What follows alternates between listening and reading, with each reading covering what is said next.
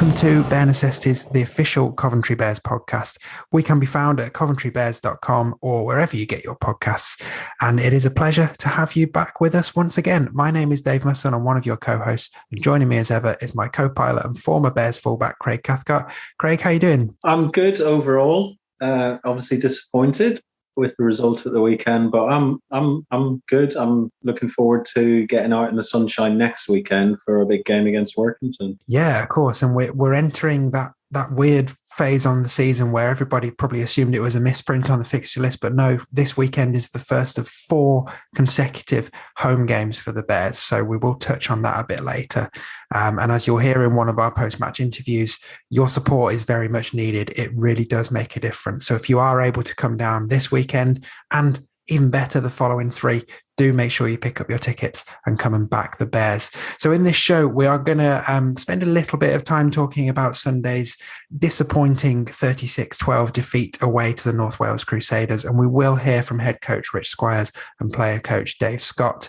But we're going to spend a little bit more time getting really excited and talking about the amazing community work the Bears have been doing already this year. And to do that, we're delighted to be joined by the Bears CEO, Debbie Watson, later in the show to hear all about the amazing community stuff. And then Craig and I will offer our thoughts on it before we wrap up for another show. So that's the plan. We'll start with Sunday, though. As I mentioned, it was a disappointing day. It was a tough day at the office. For those of you who watched on the stream, it just didn't go the Bears' way. They looked pretty out of sorts throughout the game, and the North Wales Crusaders just dominated the Bears across the pitch, really. Halftime score was 16-0, so the Crusaders scored after about 5 minutes, scored another midway through the half, and then scored a third right just before half-time. The second of those tries was probably the most disappointing, though. It was their winger picked the ball up around the halfway line and got through far too many tackles for any Bears fan to be comfortable with, really, before scoring.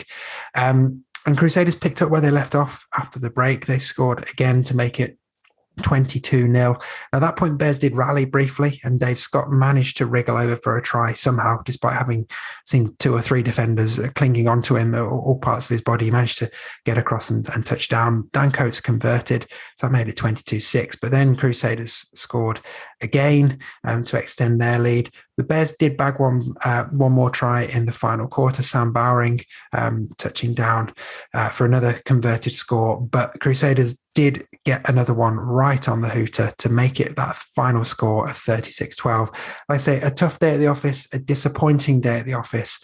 Craig and I will offer some thoughts on it in a moment, but we're going to hear from both player coach Dave Scott in a moment. But first, head coach Rich Squires. So, Rich, a tough one on Sunday against a very physical side. It just didn't seem to click. Just didn't seem to click at all for the Bears on Sunday. How did you see it? Yeah, exactly that.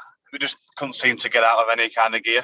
I don't know if it was down to the travel or the weather, but we just couldn't seem to back anything up with any kind of energy from the Rochdale game, which is the most disappointing thing. I think it's becoming a bit of a common occurrence now where we get ourselves up for the big games, and then for the teams that that are around us and we kind of should be beating, we just can't motivate ourselves. I don't know if it's an attitude thing or or something else, but it's something we're going to have to look to address, and we'll address it this week going into a tough game next week against Workington. What kind of positives can you take from Sunday, if any? Yeah, I think when we did get into our attacking structure, we did look very dangerous. We ended up scoring some points, and I mean, losing Matty Wellham, wasn't the best because we had to make some changes. Sam Bowering had to go out into the left centre, which isn't his natural position. Which meant we lost that little bit of fluidity on the right edge as well, because he's obviously been there with Liam Wellham and Dave Scott as their back row. So, we lost a little bit of that. But when we did get into our groove, we did it really easily. And we just had a discussion with the boys this week so far where when we did the basic stuff, it really worked for us. We'd march them 80, 90 metres just by doing the most basic things. So why we go away from that, I don't know. But yeah, when we did do it, we did it really well, but we just didn't do it enough, and we lost a physical battle again, like we did against Scholars. So there's not many positives to take from it, but the best thing is it's a short turnaround to correct those mistakes. Yeah, definitely. I mean, they keep coming thick and fast this season. On that note, are you okay injuries wise? Did anybody suffer during the weekend's game? Yeah, we lost a couple. To be fair, Kieran Sherritt's got what looks like a fracture on his wrist. So we potentially were waiting for the scan to come back from that, so he could go. Jed Charlton again with his wrist. He could be another one. And obviously Matty Wellham's still got his burns from the week before, and there's a couple of others. Nathan Hill picked up a little bit of concussion, we think. So we did lose a few, and it probably wasn't the best game, performance-wise and injury-wise for so far this season. But we'll assess them on training this week, and the physio team will do the best to get them on the field. But there'll be some changes anyway, but whether they're forced or not, we don't know yet. Yeah. So up next, you've got the first of 4 back-to-back home games. And I mean, they're all tough matches, but having 4 home games in a row feels like a potential to really, really kickstart the season. Well, not kickstart, I think that's probably unfair, but, really sort of define what this season could look like. How important are these 4 home games for you and your team? Yeah, these are make or break. If we're where we want to be at the end of the season that we've discussed, these are the 4 we need to be taking points off at home. Workington, Keighley, Doncaster, Hunslet, they're all going to be up there at the end of the season. So there's 4 teams that are potentially going to be above us. So if we want to do anything, we need to be taking points off these, and especially at home. The pleasing thing is we seem to be able to get motivated at home, and we seem to be able to get into our groove. So we need to use that against them. The pitch at Butts really suits us, so we'll be looking to push stuff and hopefully kind of get into the crowd back. So it's that's a major positive for us. I think that really got us through the Rochdale as well, and I think we missed that at the weekend. The North Wales pitch is quite far away. There's obviously nothing there, so it's quite silent. It's when you're down 12-16-0 at the Butts, you get a bit of a rollicking from the fans, and it gives you a bit of a kick. Whereas when you've got nobody kind of there to motivate you, you struggle. If you can't do it yourself, the fans normally get behind you to do it. But obviously that wasn't there at the weekend, so there'll be a major advantage going in. But we've just been looking for some consistency. We've been so inconsistent, which is a thing that's, I think, annoying me and Dave the most. And Alan, we just can't seem to string a couple of good performances together. We did it the first 2 against Barrow West Wales, and then let ourselves down against Scholars. Rectified our mistakes and put a really good performance in against Rochdale, and then let us down again. So if we're going in that, in that little flurry of fixtures, we should be good this week. But we'll be addressing them, and the boys know. We had a few home truths, and kind of sat down and said, look, if we want to be where we want to be this season, competing and taking points off these teams. Great stuff. Well, best of luck for the weekend and for that run of home matches. Thanks as always for your time, Rich, and I'll see you at the Butts on Sunday. Cheers, thank you. See you there. So, Dave, tough day at the office on Sunday. How did you see that one against the Crusaders? Yeah, very tough day at the office. Again, it's frustrating because we put ourselves in a position in the league table to start putting a little bit of distance between us and teams around us.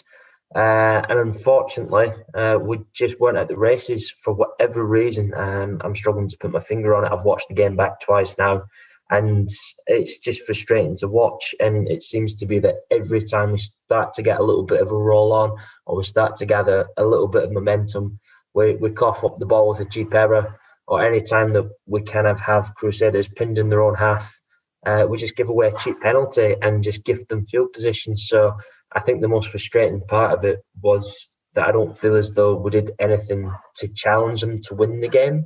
We almost gifted them the game, taking absolutely nothing away from Crusaders. They're by far the better team in the day. But I just think that we, as a team, had to put up a better challenge than what we did. Given that you've forced yourself to watch it through twice, I mean, what learnings do you take from a match like that? I mean, have you been able to find positives, or is it actually focusing on, okay, here are some problems and here's how we deal with it? Oh no, there's definite positives. I mean, some of the ends to sets were very good, and we finished in the right areas, and we were able to force some repeat sets, and we were able to build a little bit of pressure. Some of the contact, although the large majority of it was quite poor, there was some really good stuff in there, and there's some really good stuff in terms of the defensive structure as well.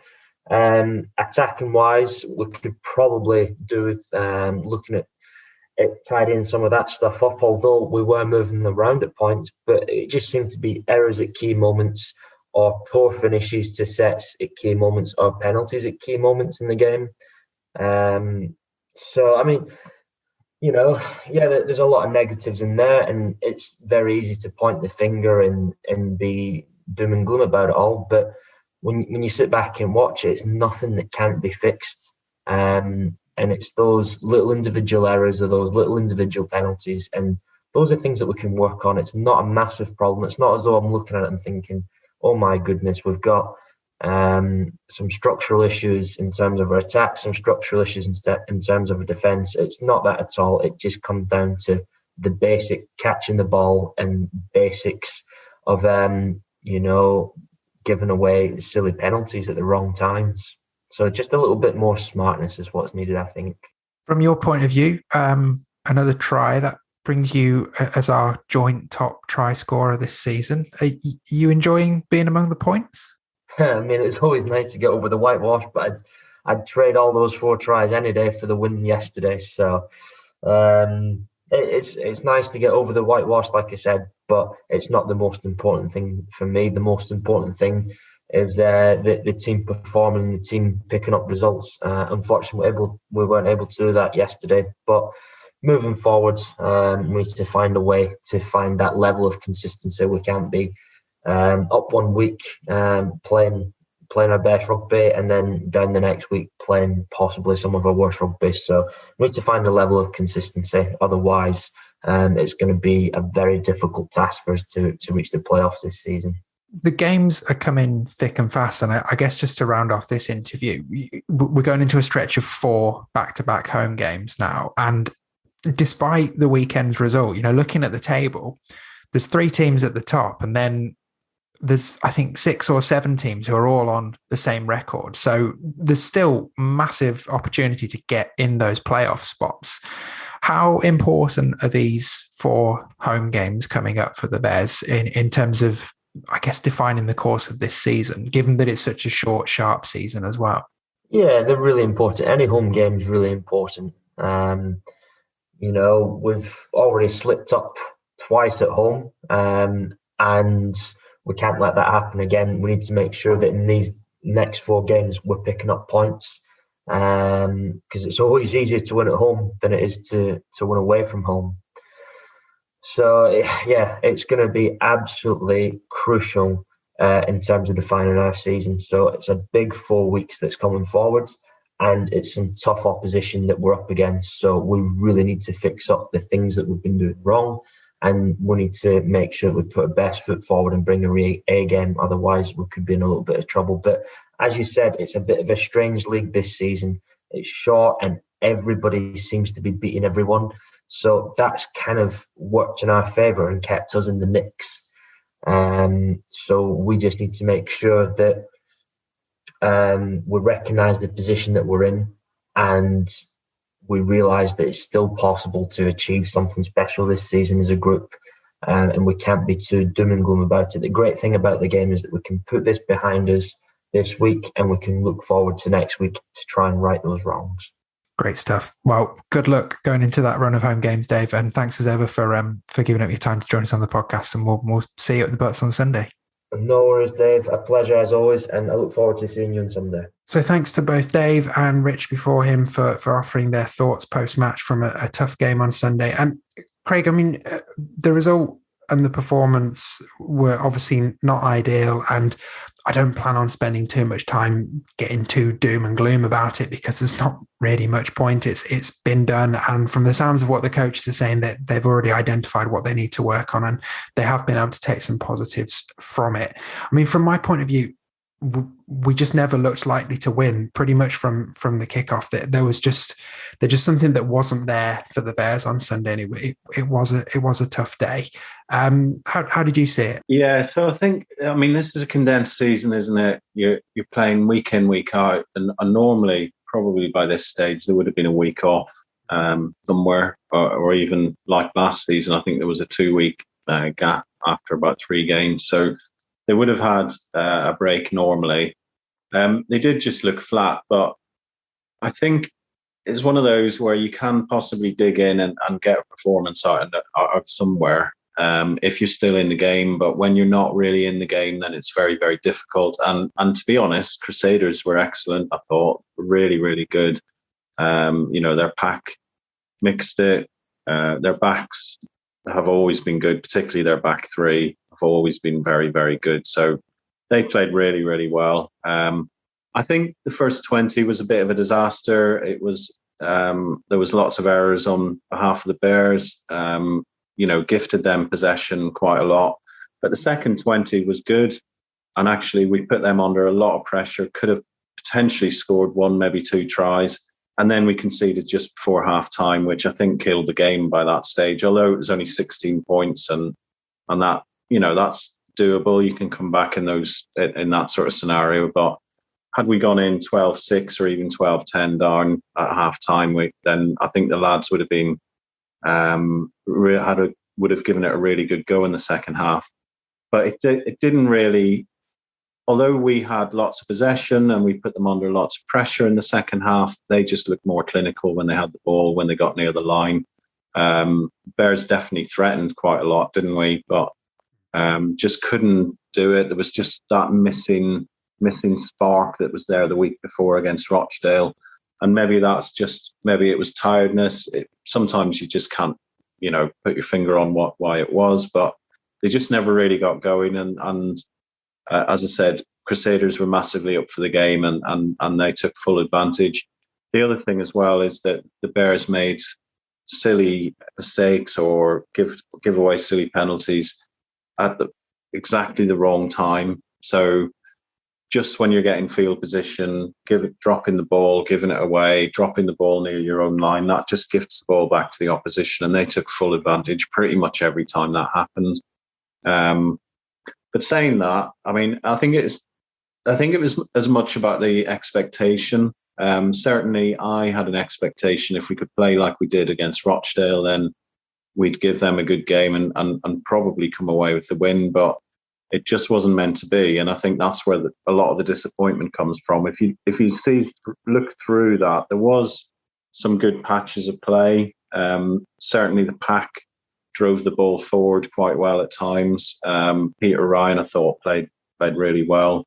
Other players definitely kept the ball moving forward. Didn't give an inch when they were pushed, driving forward. They found it tough to defend against, but they did defend really well though. They got back 10 and they set their line and they went the game. So yeah, one of those days where it just didn't quite work. Certainly not, certainly probably a closer game than the scoreline suggests, but it was one of those days where just nothing seemed to go right. And as I said, full credit to Crusaders for the win. They did very, very well. I think they'll probably would be looking to kick on from here now after, I think they lost 3 on the bounce after a good opening day win. So they'll give plenty of teams problems, I think, and especially at home. Yeah, especially as they're going to be welcoming fans back from the next game as well, which is massive for them. So congratulations on that. And yeah, I think you've covered everything I would include in there, Craig. Just one of those days, learn from it what you can and then forget about it. Because as we've talked about this before, this season is so thick and fast. There's no time to dawdle on a disappointing performance. I think obviously we'll be paying close attention to the squad announcement later this week because as Rich hinted, it looks like we might be without Kieran Sherratt. It sounds like he's picked up a potentially disruptive injury, and a couple of other players there on the watch list as well. And, by nature of how the season is, we will probably expect some changes as well, but it'll be interesting to see who makes the cut and who is perhaps on the sideline injured for this weekend's game. One thing I did want to throw in following Sunday's game is obviously it's disappointing to have to talk about a defeat, but when you look at the table for League One, before we sat down to record, Craig, I was just wrapping up my League One column for 4020 magazine this month, and you've got Barrow at the top who are unbeaten. You've got West Wales at the bottom who haven't won yet. And then there's Workington and Doncaster, I think, have only lost one each. And then the remaining 6 teams have all got the same win-loss record. Yeah. So in terms of 9 to 9. Yeah, in terms of performance, in terms of win-loss ratio, we have identical records to Scholars, Crusaders, Rochdale, Hunslet, and Keighley. I think that's everybody. It's crazy, isn't it? Like, considering the top 6 are going to be involved in the playoffs, there's still 2/3 of the season to go. So obviously there's a long way to go. And there's still a massive opportunity to do something special this season, isn't there? And it feels like, both of the coaches touched on it, feels like these 4 home games coming up are massive for the Bears season. Yeah, definitely. I think we're definitely still in with the shout. I think Barrow do look strong, I have to say. They look like they might they're going to be the team to beat. But Doncaster and Workington do look strong. We'll see this weekend how strong Workington are, and hopefully we can put in a good performance and give them a good game and get the result that we want from that. But certainly everyone else looks like they can beat each other. And I think playing week in, week out, teams will struggle certainly with consistency, particularly as teams are starting to get hit with injuries now. Bears, obviously, we've picked up some injuries. Other teams that have picked up injuries as well, and there's obviously suspensions and things like that come into play. So I think it's wide open, and you never know. Anyone puts a good run together, they're pretty much guaranteed to be in the playoffs. I think if they win a few games on the bounce. I would say some sort of records. If you win almost half your games, then I think you've got a chance at the playoffs. Definitely. So all the more reason, as we were saying at the top of the show, to get down to the butts as often as you can these next 4 weeks. The guys really do need you. And as Rich was saying in his interview, you do make a difference. That raw, and even giving guys stick if they concede some tries, it does make a difference. So do get over to the Bears website, pick up your tickets for this weekend's game, and then come down for the others as well. Forget that major European football championship that might just happen to be happening at the same time. You don't need to watch that. Come down to the Bears and get some rugby league in your summer. Right, we're going to change track completely now and really bring you a really positive story, and something that will make anyone with any kind of affection for the Bears or rugby league in this region feel all kinds of warm and fuzzy inside.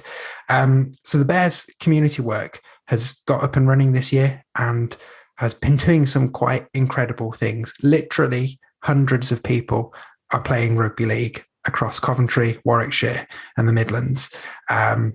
It's a terrific tale of what the club really brings to the region and what it's doing for the sport. And yeah, I'm just really happy to say that we were able to catch up with Bears CEO Debbie Watson to hear all about it. And this is what she had to say. So Debbie, welcome back to the podcast. It's great to have you back here. And we've got lots of exciting community stuff to talk about. But I guess before we jump into that, just quickly, obviously you've been deeply involved in sort of reopening the club for fans to come back for the last couple of home games. How nice has it been to be welcoming people through the gates for those matches the last few weeks? Yeah, it's been far too long without fans. We were quite fortunate in some ways that we only had to have one game that was behind closed doors. So we have welcomed back fans for 2 games now, which has been brilliant. It's great to have the atmosphere. It's great to see all those familiar faces who, during lockdown we haven't seen for such a long time. And it's obviously great to have their voices back behind and supporting the team. We've implemented a new ticketing system with future ticketing, whereby everyone who comes to the game has to book in advance. So the season ticket holders have got their allocated seats, and then obviously anyone else who comes to the game has to buy a ticket online. And it's gone really smoothly, actually. Everyone's really up for it. We've had lots of ticket sales in advance. We've had no issues at all. And it's great to have, all that accurate detail of who's in the ground, where they've been sitting for obviously COVID reasons. But it's also great to welcome the home and the away fans back to the Butts Park Arena. It makes such a difference.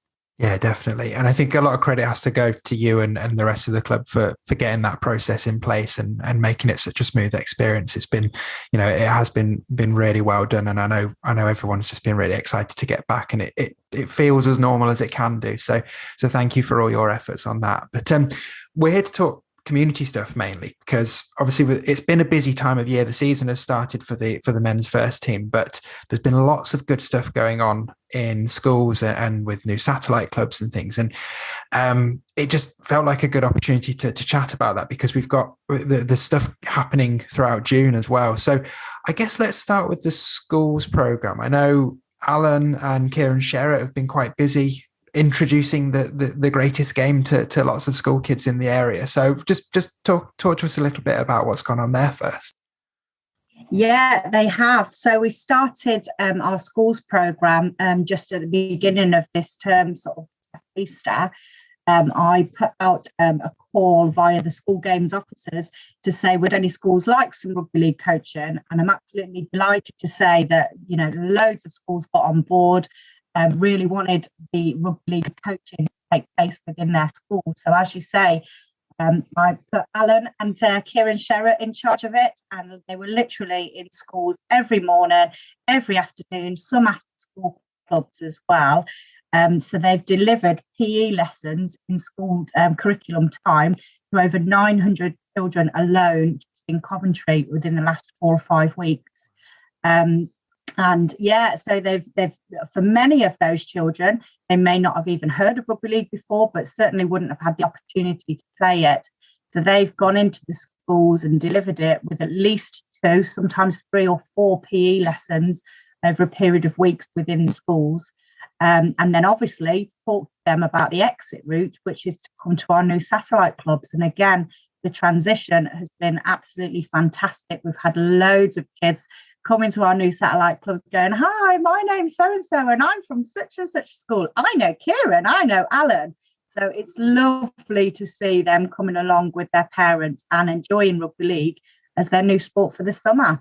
Yeah, and that's a perfect segue into talking about the satellite clubs in a bit more detail. And we've covered it on the podcast earlier in the season. Those 3 clubs that are going to be helping form a real legacy to the World Cup, because that's where the funding has come from, the World Cup legacy pot of cash. But those clubs are up and running now, and anyone who's been paying attention on social media will see, again, lots of smiling young faces playing rugby league and lots of teams being created. How pleased are you with how those clubs have got up and running? Oh, I'm so pleased. Obviously, it's a project that we worked on before lockdown happened. So it was, planned to start earlier, but obviously certain pandemic got in the way. So we've done lots and lots of planning and preparation in advance. And as when you start anything new for the first time, there's a lot of apprehension, a lot of planning, like I say, that's gone on in advance, and then a bit of worry. Are we going to meet our targets? Are kids going to want to come and play rugby league? Am I going to have good facilities and enough coaches? Honestly, it couldn't have gone any better.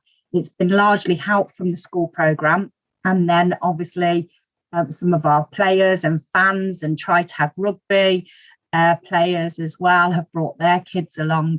And from all respects, we've absolutely smashed our targets. It's bigger and better than we ever could have imagined. So we're just on week 5 now, and we've got over 220 players have registered across the 3 satellite clubs. We've got more than 30 coaches, largely volunteer coaches who may have been interested in rugby league before or maybe brand new to rugby league. And of course, we've got a good handful of our first team players who are coaches as well, all involved in setting up and running these satellite clubs. So we've got the Erdington Griffins. They train on, I think, Tuesday, a Wednesday and a Saturday at different age groups. We've got the Trinity Knights. They play at Finham Park School at the Trinity Guild venue there, and that's on Thursday nights. And then we've got the Alphas on a Friday night at the place at Warwick University. And the Alphas is literally, bursting at the seams. We've got Absolutely loads of players there at all the age groups, more age groups we even had originally advertised. We've got the players and the parents coming along to support those. So it's absolutely brilliant. It's fantastic now that the Sun has decided to make an appearance. So each evening with all the youngsters training and playing games. In the next couple of weeks, we've got a few games organised, and then we'll have a festival hosted in Coventry. And it's just wonderful to see people. It's wonderful to see smiling faces, and more importantly, to see youngsters getting involved and playing rugby league, as I say, many for the first time, and all really enjoying their activity so far. It's fantastic. Really, really pleased with everything. There's so much positivity from that. And I know one of the things we've talked about previously with this project is, it's taking it beyond just getting kids with a ball in their hand, which is an amazing start. But to actually have it set up so you've got fixtures for those kids to play, because, the ones who are really into it, they don't just want to stick with training, do they? They want to have a hit out against another team, and they want to see how they get on. So having that structure in place now, where you're going to have fixtures running throughout June, and this festival, which I'm definitely keen to hear more about in a moment, that sounds really exciting as well. But that feels like it's going to make a real difference to these clubs. It's taking it so far beyond just a bit of training, just something fun to do in the summer, isn't it? It really does take it up a level. Absolutely, Dave. I mean, as you say, we've had juniors for many years at Coventry Bears, and each year it has grown, not as exponentially as it has this time, which is fantastic. But we've had a lack of playing opportunities, so we've often had lots of juniors who come to us and want to train with us in the summer, but they haven't really had the opportunities to play.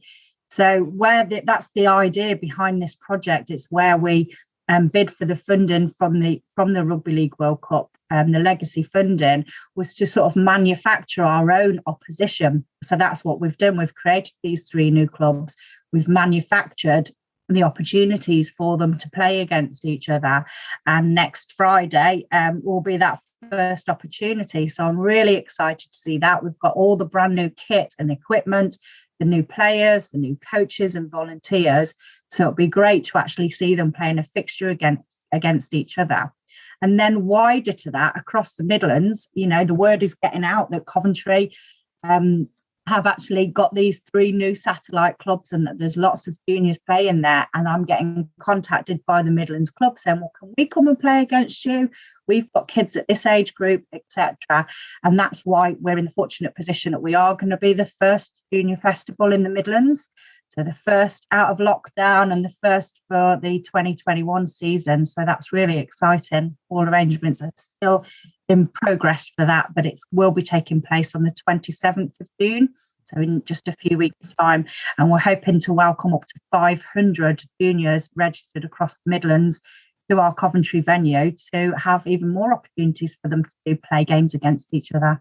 That's amazing. Not only to bring the sport together in the region, but to really, I guess, having it in Coventry and the ties to the Bears as well, it's a really easy way to demonstrate to players that there is a pathway in this sport, isn't there? And there is a professional team at the top of the pyramid in this region, and that they're embedded in the sport at all levels as well. So that sounds incredibly exciting, and again, massive congratulations. It feels like, it doesn't feel like that long ago that we were just getting excited about the prospect of these clubs launching, and to think that so quickly you've got fixtures set up and you've got that many kids coming. It's truly amazing.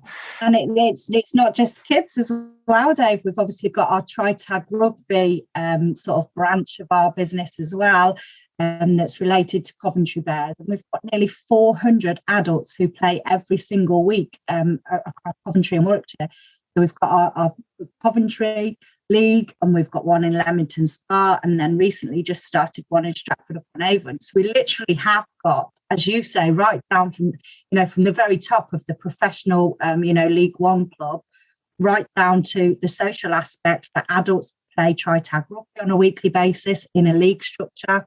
And we've got a festival coming up on the 10th of July.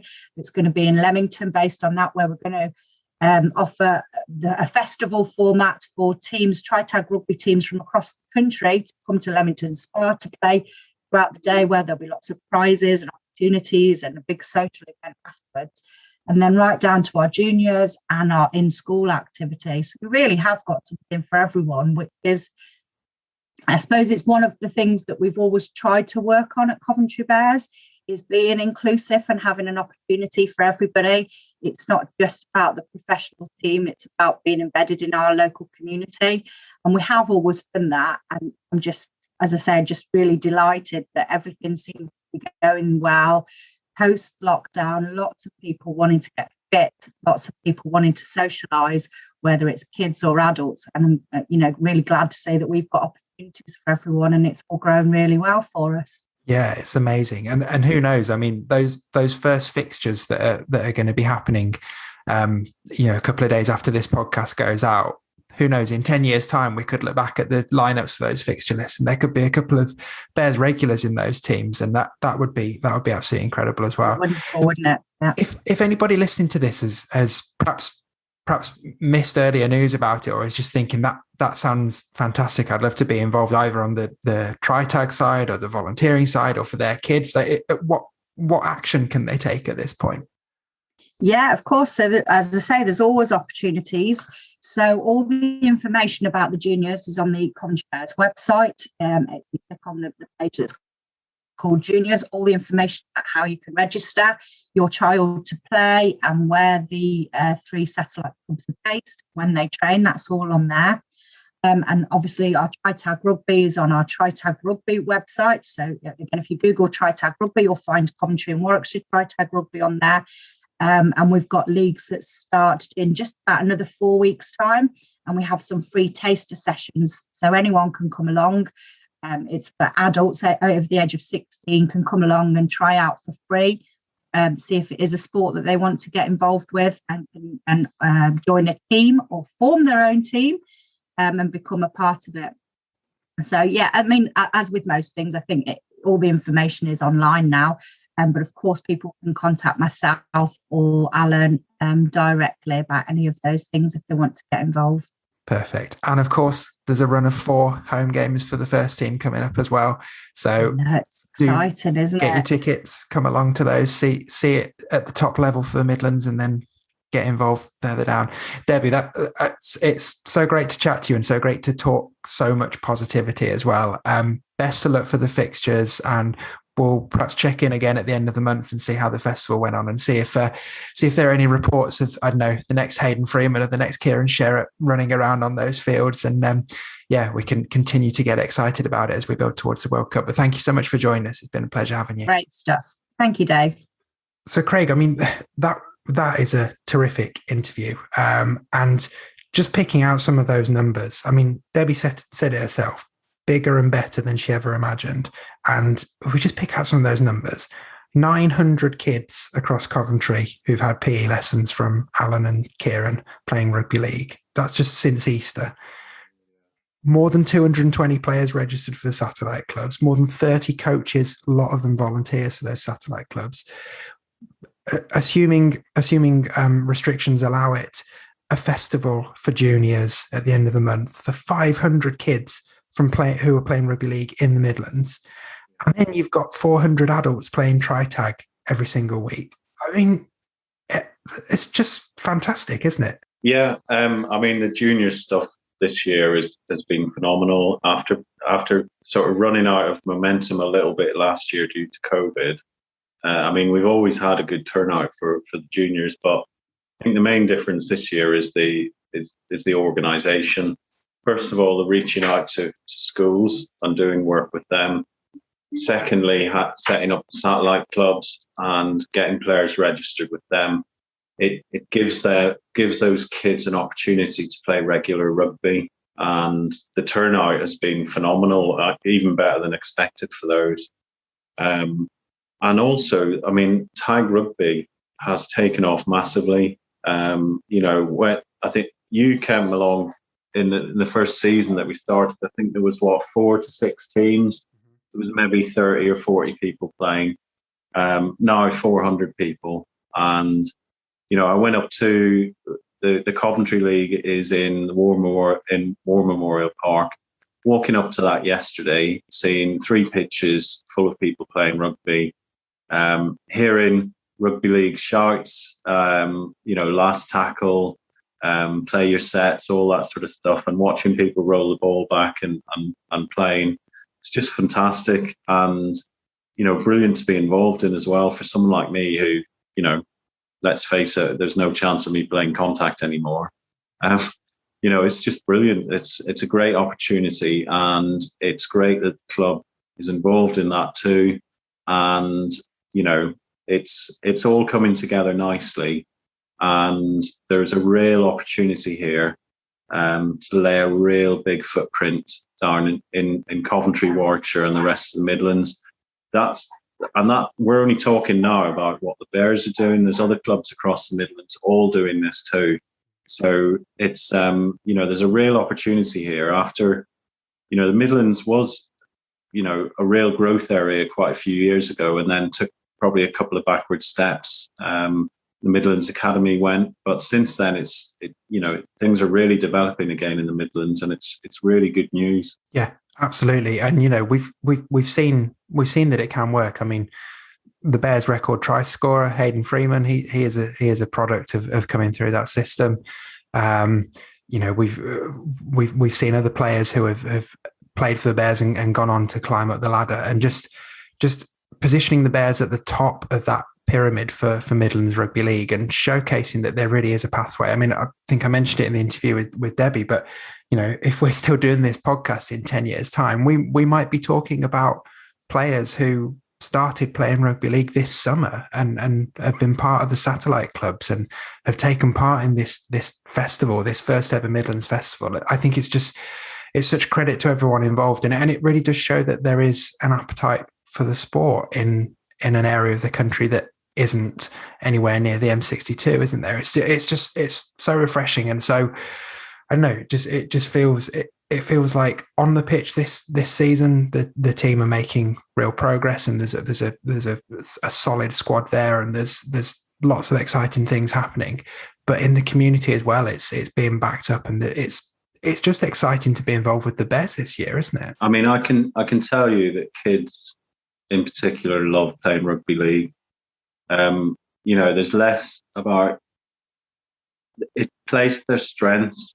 They get to pick up a ball and they run it in, and they get to make tackles at a younger age in rugby league. It develops their skills. They just get so much out of it. And when we get kids playing rugby league from a young age and following the pathway through to get ultimately into the Bears first team, then those players will come through to the Bears first team having played for a number of years. And that's what you need. It's very difficult to convert someone to be a rugby league player late on. They can play obviously at lower levels, but going into League One as an inexperienced rugby league player is difficult. It's a real challenge for a lot of people. So the younger we get people coming through, playing the game, and the more kids playing the game, the better. It's really, really good. And the outreach with primary schools, as I said, has been absolutely phenomenal. The Bears have done stuff like that before, and have been doing it for a number of years, but I don't think we've ever done it on that sort of scale. I know that Al and Kieran were doing it for weeks on end, going to various different schools. And again, the feedback has been absolutely fantastic. The kids loved it. The schools were really pleased with how it went. So it's really, really positive. Yeah, really, really good stuff. And we'll look forward to catching up with Debbie more throughout this season to find out how the festival went and hear more about the emerging satellite clubs as they play their first games. I think Debbie said in the interview their first competitive matches are actually Friday of this week as you listen to this podcast. So yeah, that's another milestone achieved for those clubs, and really, really great stuff. Well, that feels festival as well coming up. Yes, on the 10th of July, I think. Yeah. So again, it's all stuff of bringing people through playing rugby league, getting them involved in the sport, making them aware of the sport and how widely it is played and everything else. It's just as I said, it's just brilliant. So I'm really happy with the progress that's been made in the Midlands this year, definitely. Yeah, well, that feels like a perfect positive on which to end this week's podcast. So thanks as always for listening. Do go and check out the Bears website if you want more information about those satellite clubs. And of course, pick up your tickets. I know we've mentioned it a lot, but pick up your tickets. Come and cheer the boys on against Workington this Sunday, and then do it again for the next 3 weeks. We will be there and we will bring you all of the reaction next week on the podcast. But until then, take care. And Craig, thanks as always for your contribution.